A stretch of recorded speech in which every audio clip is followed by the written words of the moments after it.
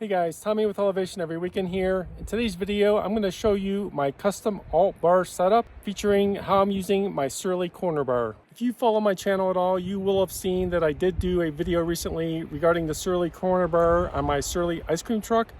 And that was really just to test the bars on a big tire fat bike. But this is actually the bike and the application I had in mind when I bought these bars in the first place. And I'm going to take you through it and show you what I'm doing. So the bike I am using these bars on is the 2021 Salsa Beargrease Dior. And I'm currently still running the bike with the custom 29 plus wheel and tire setup. So it is 29-inch wheel with 3-inch size tires. And I have really been loving this bike set up this way. It is super fast, super fun. And I think it'll make for a great bike packing platform if and when I get into that. So let's move in a little closer and get a better look at what I am doing with the cockpit.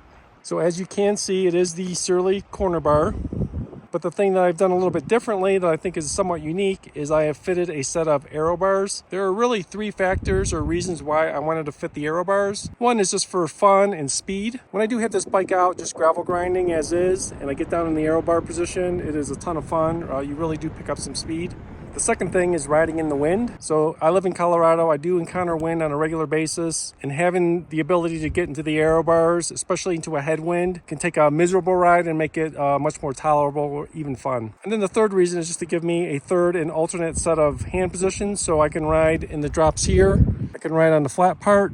And then of course I can put my arms on the pads and get in the Aero position and have a third riding style for long rides. And using Aero bars is something that is somewhat common for people to use that are doing like long range bike packing, basically for all those same reasons. So if you haven't seen the video I did do on these bars with my Surly ice cream truck, I mentioned in that video that I did have them targeted for another use, and this is that use.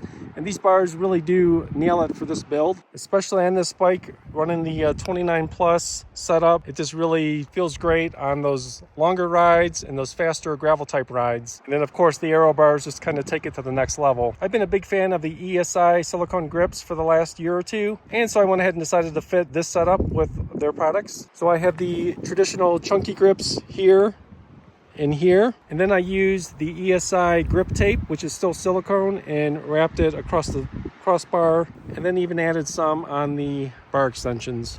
I'm still running the stock bar pads, which are doing the job fine for now, but down the road I might try to find something better. So if you know of any, drop them down in the comments below. So as far as the setup goes, the Surly corner bar portion is pretty much good to go, but I am still experimenting with the Aero bars.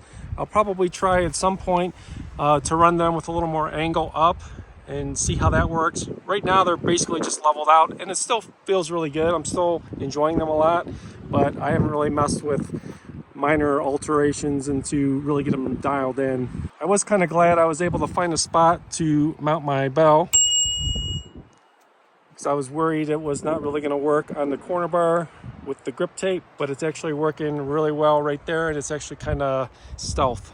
One significant change I have made since you saw the last video regarding the ice cream truck is I did, and I mentioned this in that video that I might want to do so, I moved the brake levers from, they had them on the top side, I moved them to the bottom side, and it's actually a much better place ergonomically. And walking around to the other side, you can see the same for that brake lever, and then the shifter is right there as well. Again, much better. All right guys, that's where we're going to end this video right now. I just want to give you a quick look at it. I'm going to give you much more detail, much more feedback on how it rides with some ride footage soon. So if you are interested in following along and getting more of my feedback on this setup, please subscribe to the channel. It does really help out. Any comments or questions, drop those down below. And if you like the direction I went with this bike and this cockpit, definitely drop a like down below. Stay tuned because there's lots of cool bike content coming, and I'm going to get this bike out and put some miles on it. Thanks a lot and have a great day.